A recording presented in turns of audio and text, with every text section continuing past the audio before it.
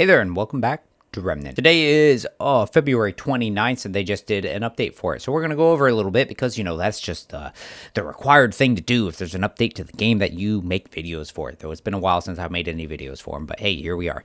Anyways, let's touch on it. I've already perused it a little bit. So crossplay. There's crossplay in there now, which is sweet. Very nice. Any notes, console players, it's set on by default. It can affect your ability to see other games. So, double check it if you want crossplay or not. Look in your settings. Check it out. PC, they use frame generation. Currently blocks Epic online servicing, which is required for crossplay functionality of joining friends in game. So there's some weird stuff there if you have friends that use it on Epic or something like that. So be careful there. Aberration, domination event. So the aberrations, those are the unique enemies that kind of pop up in places or have their set locations, drop some of those corrupted Luminite shards and stuff. They've showed up again. There's going to be a bunch more of them between today, the 29th, through the 5th. So, you've got about 5 days. So today being Thursday up until Tuesday next week. So gear up, take them on, yada, yada, yada. Get those corrupted shards. And then you can use it to get the corrupted versions of some new special weapons. So I believe that there are more now, which I haven't looked at yet. So I'll double check that here in a moment. And if you see me, at the end of the video looking at new weapons, and there's new weapons, right? Quality of life. There's some support for some other things. FSR's 3, whatever that is. I don't actually know what that is. And then fixed an issue with players who started as a gunslinger archetype from the pre-order, but switched to different. It caused them to be locked out. Yeah, there's stuff there. So, just some quality of life things. And then there's a number of some other balances. They have a larger one balanced for the next DLC, but they wanted to make a couple of adjustments ahead of time now to some things. So I think I like a lot of them pretty solid. I like them a lot, and it's going to give me some things to kind of mess around with, right? Hunter, the Hunter's Focus, which requires you to aim down sights to activate it, is now down to a half a second instead of taking a second, which is nice. I like that, so that should feel a lot better. Die Hard, when it is triggered, you're going to have a stack of Bulwark, which is great because that is just more survivability for you, especially if you're not already running a bunch of Bulwark. War Stomp now dealing explosive damage is great because now you can stack it with some explosive damage type things. Because I've tried using War Stomp before and it was okay, but it's hard for it to compete against the other skills. So I think that can really add some interesting things for us to do there. Medic is fine because Medic is good. Handler, lots of fun stuff because I really like the Handler. It's one of my favorite ones. But you don't have to have your companion, does not have to be up to get the bonuses for Pack Hunter. Pack Hunter also does your melee damage and melee crit chance, 30% and 5% at max level, which is great because I liked that it synergized really nicely with your range stuff too. But it was really frustrating when I'm I want to run it, but I also want to do a melee thing and it's not doing anything for me really. So that's nice too. And now the companion howl sizes are affected by aura size increases. So it's resonance. You can increase the size of that so you can hit things from further away, hit your allies from further away, all that kind of stuff, which is really nice. Gunslinger, this is one I'm also really excited about. Might mess with it first. Quick Draw has 2 charges now, which is great. I loved it having 1 charge anyways because I love Quick Draw. And then increases damage, which is fantastic. I love doing a cooldown build, just having max cooldown reduction and using Quick Draw because you just don't have to aim. You can just instant damage. This is going to be great with that. I think that's going to be fantastic. Summoner has some pretty big changes there. Dominator gets explosive damage type. It no longer gets a damage increase to range or to melee on sacrifice, which is a bummer for a build I wanted to do, but that's okay. And it always grants a bonus to mod skill and explosive damage. So, they changed the playstyle to focus more on the minion style instead of okay, when you sacrifice the things, now you're doing a melee range damage thing. Now it's all mod stuff, all explosive, right? So that is kind of nice. I like that idea. It makes sense. Alchemist, melee speed, melee charge speed to Frenzy Dust is better now, which is cool because I guess it only did range before. Really? It only did ranged? I guess I don't remember that. Okay, well, that's good. And then reset if it doesn't hit the ground, which is nice. Flashcaster and throw speed will benefit the Vial skills, which is great because it should have done that anyways, right? Engineer, your range damage to Metalworker, it has been increased, so it's max of 25% at level 10. Turrets can now critical hit, which I guess they didn't realize they couldn't do before. I swear I'd seen them do critical hits, but I guess I'm misremembering things, right? Yeah, so they making it more viable. And the heavy weapon itself is still considered skill damage, so you gotta keep that in mind, right? Archon, damage increase from Chaos Gate goes from 15 to 50. It is now definitely good to use it, because I always struggled with it where I'm like, yeah, it is a damage increase, but am I like really feeling it? Not really. You're going to feel a 50% damage increase. That's going to be pretty sweet. But it does cause increasing incoming damage by 15%, right? And it lasts for 10 seconds after leaving. So you have to be careful. It is a very big damage bonus, but now there is that big drawback, right? So you got to be careful when you play around with that. So power creep now properly allows mod generation when a mod is active, which is a lovely change, because you would activate a lot of mods and a lot of mods stay active. But power creep gives you mod generation because it regenerates a portion of it. And if you can't generate mod power while it's active, that trait does nothing for you. So this is great. I love that. That's really great. They wanted to buff the Chaos Gate, which is great. Noticeable damage buff, but the trade-off is that incoming damage cannot be avoided just because you walk out. Like, you can't just be in the gate, shoot off your damage, and then walk out and say, haha, I'm fine. No, you're going to have to be careful, right? So I like that idea. I think it's cool. We'll see how it feels, you know. One of my favorite changes is the Invader. So Shark is much better now. It falls off one at a time now. Instead of all your stacks of your damage bonus from Invader going off at once, one at a time. But they had a fair change to that. So now, instead of lasting for 15 seconds, it goes from 10 seconds. So it only lasts for 10 seconds, and then the stack will fall off, but it's only one stack, so you don't have to worry about losing everything. So I think that is a great compromise there. And then if you get a perfect dodge or evade, it will instantly grant 5 stacks of Shark, which is great. I think that's pretty sweet too. And so basically what they said there, they explained what they did. Explorer drastically sped up the dig animation of Gold Digger. Cool, because like they said, very difficult to use a shovel. I'm digging a hole in the middle of a fight. Like, without skill speed and stuff, it was tough. Ritualist. Erupt now deals explosive damage. That's cool. That'll work with, detonation trigger. Death Wish will now respect kinship, which is kind of cool. I like that, but it doesn't not get reduced by armor as it once did. So, I mean, that's fine.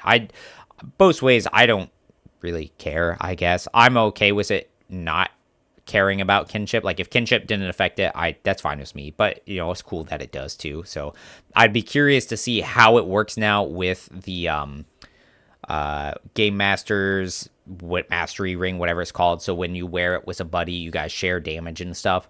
That would be interesting to see now with kinship. So you could probably do some more crazy things again. But it no longer kills you, and it will leave you at 1 HP instead, which I think is a nice idea too. Because it can be very frustrating when you finish a fight and you're good to go, and then you drop down. Right? I had that in a video. It kind of stinks, but I like this change. That's good. Gear and items. There's quite a few changes here. Let me take a sip of my drink to wet my whistle. So Atonement Fold disabled the voice, so you're no longer saying that you're bleeding. Cool. Point Focus Ring. They did a lot with spread reduction stuff, because they say here it's getting out of hand. They say it's still strong, but they didn't want you to easily get sniper rifle shots with your shotgun. They wanted it to take more investment, and I think that's a fair point. That's okay with me. To me, it makes sense. A lot of these rings, I don't remember exactly what each one did, because all the names sound the same to me. So Point Focus Ring, spread reduction is down. Focusing Jewel, spread reduction is down. Focusing Jewel again. Recoil reduction is up from 25 to 50%, which is a pretty big change.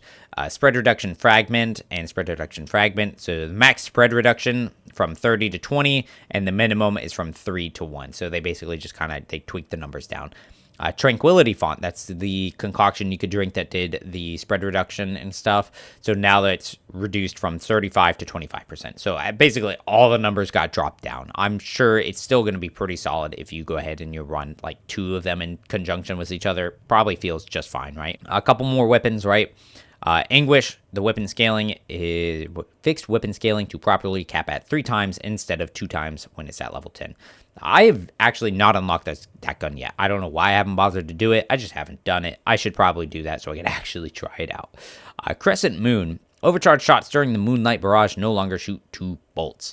The total damage potential of the weapon is unchanged, but the only difference is they no longer reward a non-perfect charge. So you have to get the perfect charge to reach maximum damage. So, I mean, Crescent Moon it's really strong. So, I mean, I guess this is a nerf. I mean, whatever. It's really strong. I'm sure it's still fine. Twisted Arbalist. Primary Fire now refreshes any current Guardian mark on hit when the mod is active. So I guess like if you shoot a guy and then it like fell off, like if you keep shooting him, it'll refresh it. Because I guess in the past you would hit them, it would mark them, and then if you hit them again, it didn't refresh it or reapply a new one. So like next thing you know, your original mark would fall off in between like your shots and reload, and then you'd go to activate your mod and then nothing would happen because it fell off. So that's nice. Nebula. Nanoswarm now applies a very small corrosive dot. Cool. I mean, I was okay with it not doing a corrosive dot before, but I mean, it makes sense that it does one now, and that's going to help out with some of your, your negative status effect builds and stuff like that. I'm curious how small the dot is, but sometimes just having something is enough to make a big difference depending on your setup. Like having a stack of things on enemies can increase your damage to them because of what you have equipped. So that's going to be nice.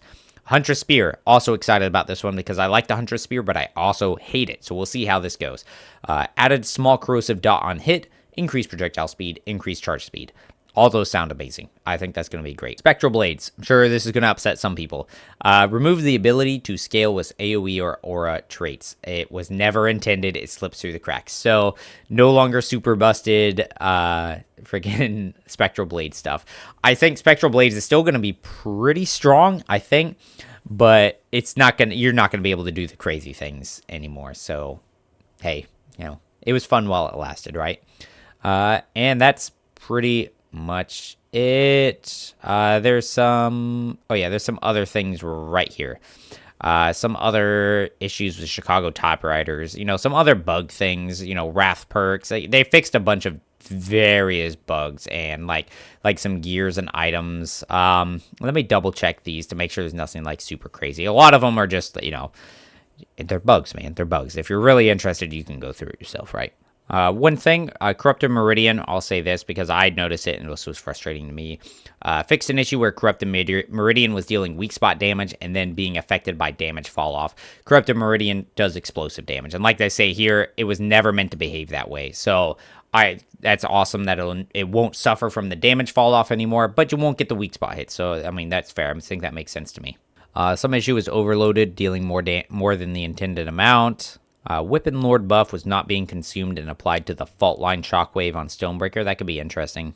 They did do some stuff with some other status effects, right? So, Bloodline mod and applying bleed, infinite reapplying bleed was the merciless something. But, like, there was something where, like, the blood jewel did not scale with duration. Twisting wounds did not scale with duration. There's some other, like, duration stuff with, like, status effects. So, maybe some of those numbers now will be a little more correct. So, I'd be curious to see how that all works. But let's boot up the game, and I want to see those new corrupted weapons. Ooh. All right. Well, my game freaked out because Ward 13 is a little different. It's a little red. Okay. Cool. Dwell, hey man, what you got going on?